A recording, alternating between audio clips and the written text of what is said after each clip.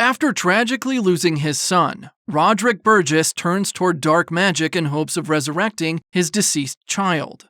One afternoon, Roderick is visited by Dr. Hathaway, a museum worker who hands him a powerful book filled with ancient spells. Using this grimoire, the sorcerer finds a ritual to summon the Angel of Death. Thanks to the assistance of a witch coven, Roderick completes the ritual as the runes light up in flames. At the other end of the city, Morpheus, the Lord of Dreams and Nightmares, goes after a rogue nightmare named Corinthian. Being a powerful supernatural creature, Morpheus easily overpowers the Corinthian and is seconds away from destroying him when he forcefully gets summoned from the scene. Right then, he lands in Roderick's basement as the ritual pulls him into the sorcerer's house. An unconscious Morpheus is robbed of his ruby, pouch, and helm, all of which are sources of his power. Roderick strips the Lord of Dreams completely naked and confines him in a binding circle as he waits for Morpheus to regain consciousness. The following day, a devious Corinthian learns of his master's capture and pays Roderick a visit.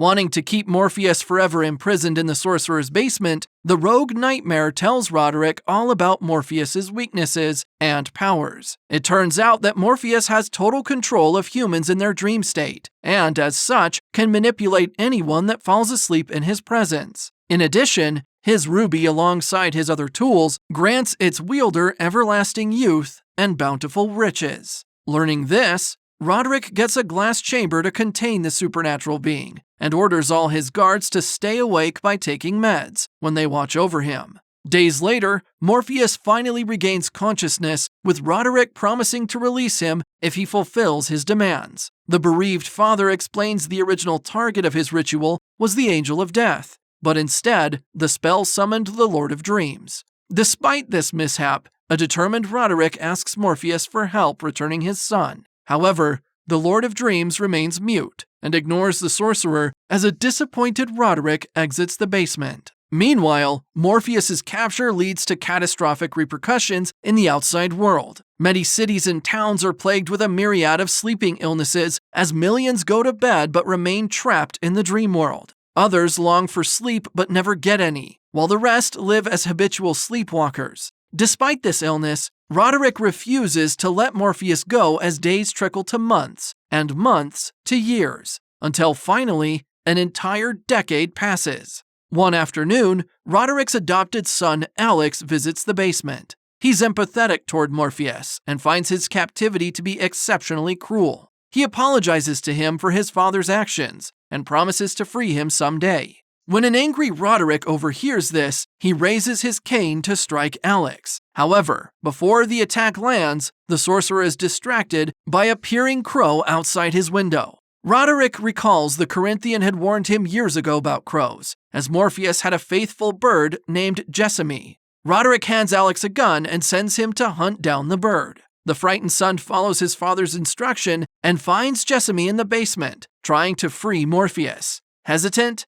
Alex slowly shoots the bird down as Morpheus looks on in dismay, witnessing the death of his trusted pet. Despite this, the Lord of Dreams remains mute and maintains his trend of years of silence. Days later, Roderick's mistress Ethel gets pregnant. Ethel desperately wants to keep the baby, but Roderick disapproves and commands her to abort it. In light of this, the pregnant mistress steals a massive chunk of Roderick's wealth, and alongside it, Morpheus's ruby, pouch, and helm, which were in Roderick's possession. On learning this, the sorcerer returns to Morpheus and asks for his help in finding Ethel. When Morpheus ignores him yet again, Roderick loses his cool and bangs his cane at the being's glass prison.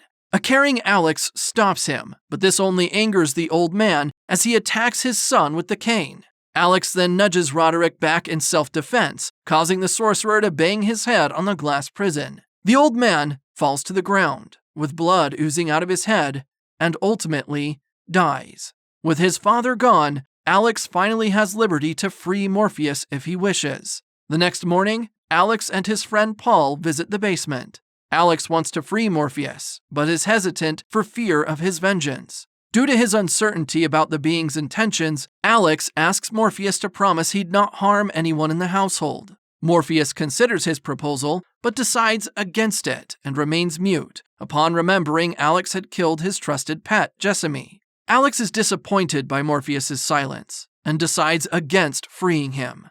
Decades eventually pass, with Alex and Paul reaching old age, while Morpheus remains ever young. One night, Alex and Paul pay Morpheus one last visit to offer the Lord of Dreams freedom in exchange for protection. However, as always, Morpheus remains mute. As they exit the basement, Alex's wheelchair disrupts the binding room that suppresses Morpheus's powers. This allows the supernatural creature to put one of the guards in a dreamlike state and manipulate him into destroying his glass prison. With this, Morpheus easily takes down the guards and is finally free after a century of captivity. Once freed, Morpheus goes to an aged Alex and puts him in a state of endless sleep as punishment, before returning to his kingdom, the Dreaming. On his arrival, Morpheus is welcomed by his royal librarian, Lucian. Lucian informs him that the Dreaming had severely deteriorated in his absence, with most of the kingdom's inhabitants leaving the realm for the human world. As a result, the mortal realm is full of raging dreams and nightmares. Learning this, a determined Morpheus vows to bring them all back and return balance to the world.